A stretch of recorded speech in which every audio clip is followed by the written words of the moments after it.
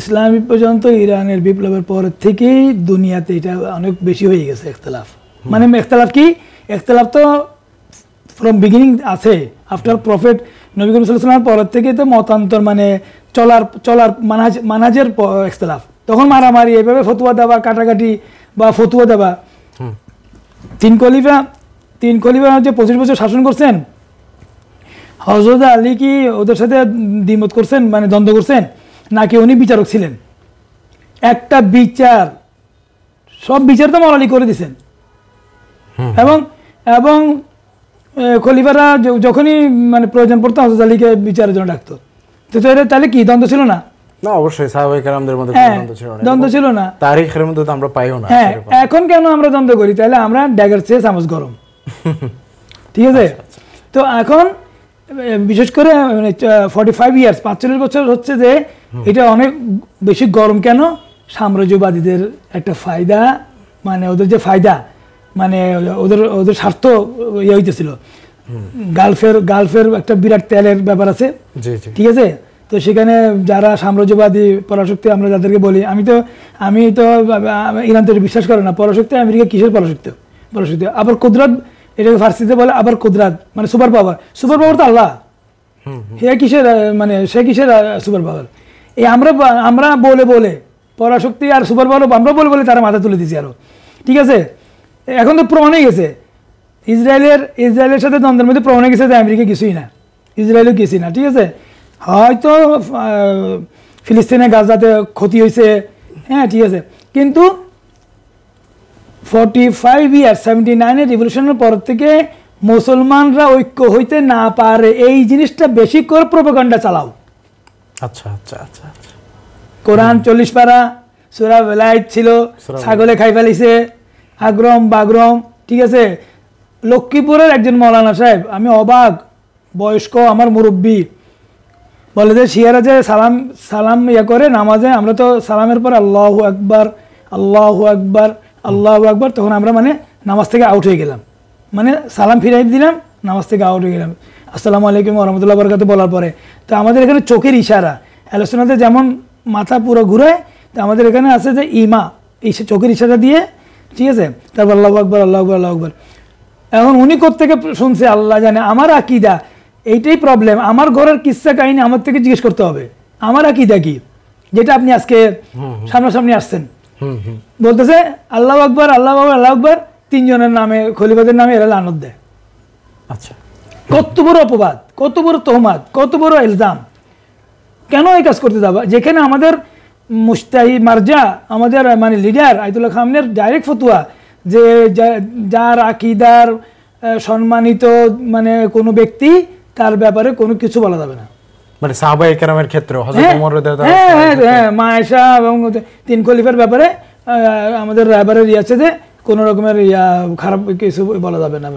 আর গালা, আর যেটা আরেকটা প্রচলিত, আমি কথার মধ্যে বলে দিই, আলাল কাযিবিন, মানে লানাতুল্লাহ বলে যেটা, ওইটা তো কোরআনের আয়াত পড়ি আমরা লানাতুল্লাহ কাযিবিন। এখন মানে সেটা কেউ যদি লানাতুল্লাহ কাযিবিনের মধ্যে তো যারা মিথ্যাবাদী সবে শামিল হইতেছে, সেটা আমি আমজাদ হোসেন হই, আপনি হন, এটা সাহাবীকে কেন্দ্র করে না না না না না না, এই ধরনের। তাহলে আমরা কিছু ভিডিও দেখেছি, বিশেষ করে চৌর হয়েছে কিছুদিন আগে আপনার পুরো বাংলাদেশে, যে মানে লানাত আলাল ওমরি, লানাত আলাল আয়েশা, এরকম কিছু। এটা কি সত্য নাকি মিথ্যা? এখানে আপনাকে বুঝতে হবে, আওয়ামুন নাস একটা আলাদা বিষয়। আওয়ামুন নাস, ঠিক আছে, আওয়ামুন নাসের কাজকে আপনি মেলাক করতে পারবেন না, মেয়ার করতে পারবেন না, মাপকাঠি করতে পারবেন না। এই জন্য স্কলার যারা, তাদের বৈঠক দরকার, ঠিক আছে, দূরত্ব, এই দূরত্বটা মানে কমায় আসতে হবে। আচ্ছা আচ্ছা আচ্ছা।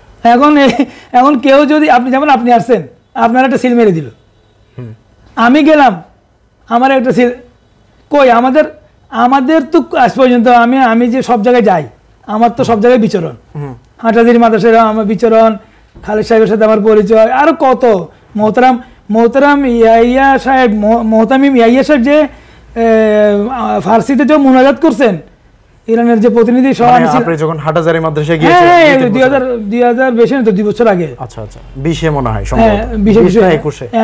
হ্যাঁ, ওনার ফার্সির শুনে, মুনাজাত শুনে আমি আর উনি যে সবাই চোখের পানি, যারা যারা ফার্সি বুঝতেছিল চোখের পানি ছেড়ে দিছি। আচ্ছা আচ্ছা ওনাকে জিজ্ঞেস করছি আমি, হুজুর আপনি বংশ আপনার, বলে আমি কুফার বাসিন্দা। আচ্ছা আচ্ছা বলে আমার সাজারা আছে, নসবনামা আছে, আবার বংশলতিক আছে। মাওলানা ইয়াহিয়া, জি এলু কুফা, এবং ইদ্রিস সাহেব, হেফাজতের ইদ্রিস সাহেব, আচ্ছা আচ্ছা ওনার ব্যাপারে উনি মস্করি করে বলতেছিলেন, মোতামিম ইয়াহিয়া বলতেছেন ইসুন এলো খোরাসান আস, মানে ইরানের খোরাসান থেকে। খোরাসান থেকে, হ্যাঁ। শেখ সাদির ওই কবিতার মনে আছে, বানি আদম আজাই এক দিগারান, কি বলতে ফার্সি পাই না। হ্যাঁ গুলিস্তান পড়েন, গুলিস্তান, হ্যাঁ উনি বলতেছে বানি আদম আজাই এক দিগারান, যে আমরা আদম সন্তান সবাই একে অপরের অঙ্গ প্রত্যঙ্গ। মান আসবাহা, রাসূলুল্লাহ সাল্লাল্লাহু আলাইহি ওয়াসাল্লাম বলতেছেন মান আসবাহ ওয়ালাম ইয়াতিম বিউমুরুল মুসলিমিন ফালাইসা বিমুসলিম। মুসলিম বলছে কেন, শিয়া বলছে, সুন্নি বলছে? এই যে স্টিকার, এই যে শিয়া সুন্নি স্টিকার এবং আপনার জার্সি এবং লেবেল, রাসূলুল্লাহ এভাবে বলছে? বলে নাই। রাসূলুল্লাহ বলতেছে যে মান আসবাহ ওয়ালাম ইয়াহতাম বিউমুরুল মুসলিমিন ফালাইসা বিমুসলিম। কেউ যদি ভোর হলো এবং কোনো মুসলমান সাহায্য চায়, সে যদি সাহায্য না করে ফালাইসা বিমুসলিম। এখন আপনি বললেন যে আমজাদ সাহেব আমার একটু সাহায্য করেন, আমার সামর্থ্য অনুযায়ী আমি সাহায্য করবো আপনাকে, আমি আপনাকে ডিনে করলে আমি মুসলমান থাকবো? আজকে যেটা হইতেছে, গাজার মুসলমানরা শহীদ হইতেছে, গাজার মুসলমানরা পুরো ধ্বংস হয়ে যাইতেছে, মিডিল ইস্টের আরব মুসলিমরা দেখে রয়েছে। শিয়ারা কাফের, তারাই ফিলিস্তিনকে মুসলমানদেরকে হেল্প করে। একদিকে মুসলমানদের, বিশেষ করে বাংলাদেশের মুসলমানদের এখন ওইদিকে কিন্তু কমে গেছে জিনিসটা। ওয়েস্টার্ন কান্ট্রিতে এবং আরাবিয়ানরা বলেই বলতেছে, সোশ্যাল মিডিয়াতে গিয়ে দেখেন আরাবিয়ান মুসলমানরা অনেকে বলেই বলতেছে যে আরব মুসলিম ওই নাম তুম, কোথায় তোমরা এখন, কেন তোমরা? হ্যাঁ, তো ওইদিকে কমে গেছে।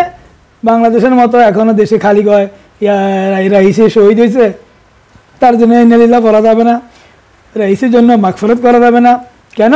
তার আকীদা এটা। আর বাবারে তুমি লা ইলাহা ইল্লাল্লাহ মুহাম্মদ রাসূলুল্লাহ, কেবলা, কোরআন, নামাজ, হালাল হারাম সবই এক। এই আলোকিত তুমি একজনকে ডাইরেক্ট, আর ফতুয়া, এত ফতুয়া, দুনিয়ার ফতুয়া, যে জায়গায় ফতুয়া দেওয়ার কথা সেখানে ফতুয়া দিই না। যেখানে বাংলাদেশে বড় বড় সমস্যা, ফতুয়া যদি আমরা সবাই আমাদের উলামা এক জায়গা হয়ে যায়, আমি মনে করি আমাদের সব উলামা যদি এক হয়ে যায়, অন্য দলরা টিকতেই পারবে না। আচ্ছা, আমি এই প্রসঙ্গে একটা প্রশ্ন করি ঐক্যের কথার ব্যাপারে। বাংলাদেশের কোনো এক ক্রান্তি লগ্নে যদি আপনাদের শিয়াদেরকে যদি কখনো আহ্বান করা হয়, ডাকা হয়, যে আমাদের দেখবেন আপনি যে রাসূল করিম সাল্লাল্লাহু আলাইহি ওয়াসাল্লামের ব্যাপারে অনেকেই তুহমত দেয়, অনেকেই ব্যঙ্গ করে নাস্তিক মুরতাদদের পক্ষ থেকে বাংলাদেশে, তখন যদি ময়দানে ডাকা হয়, তখন যদি আপনাদেরকে আহ্বান করা হয়, আপনারা মাঠে যাবেন কি? 100 না 1000% আমরা আসবো, এবং আমরা এই পর্যন্ত ইসলামের, হ্যাঁ এই পর্যন্ত আমাদের প্রমাণও আছে। আচ্ছা, কিরকম? যেমন হ্যাঁ, আমরা ঢাকাতে অনেক মিছিল আমরা বিক্ষোভ করছি, যে যারা ডেনমার্কের বা বাংলাদেশে আমরা ইয়ে করছি, প্রতিবাদ জানাইছি। আমাদের হয়তো দেখা যায় না, আমাদের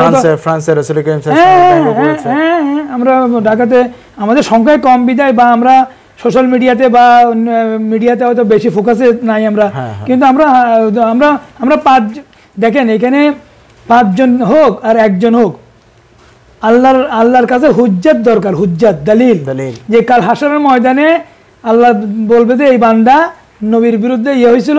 আচ্ছা, মজার ব্যাপার, সালমান রুশদির ব্যাপারে ফতোয়া কে দিছে? এবার আসেন, আলী খোমেনি দিছে, খোমেনি সাহেব, হ্যাঁ, আয়াতুল্লাহ রুহুল্লাহ ইমাম আল খোমেনি, হ্যাঁ, অন্যরা কেউ সাহস করছে?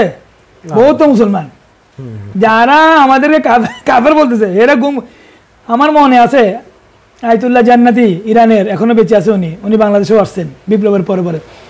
উনি ইউএইতে গিয়া বাচ্চাদেরকে ঘুম থেকে জাগাইছে যে তোমরা কোনো বিবৃতি দিলে না রাসূলের বিরুদ্ধে, যে এত বড়, তারপরে তারা বিবৃতি দিছে সালমান রুশদির বিরুদ্ধে, স্যাটানিক ভার্সেস যে উপন্যাসটা লিখছে। এখন পর্যন্ত ওই টাকা যারা তার মাথার জন্য, তার শির উচ্ছেদ করলে কেউ যদি মাথা এনে দিতে পারে, কত মিলিয়ন ডলার, $10 মিলিয়ন এখনো রাখা আছে। তাহলে এবার বলেন যে রসুলের ব্যাপারে আমরা কেন যেভাবে মুসলমানরা বলে ঢালাওভাবে, যে মুসলমান শিয়াদের আকিদা রসুলের ব্যাপারে এটা সেটা, মানে যত বেশি অপবাদ দিতে পারবে, যত বেশি স্টিকার লাগাইতে পারবে, আর কতগুলো আমাদের দেশে মানে বক্তা ওয়াইজ মানে জাহিল, হ্যাঁ অজ্ঞ, অথবা জাহিল অজ্ঞ বলবো, আর নইলে এখানে স্বার্থ আছে।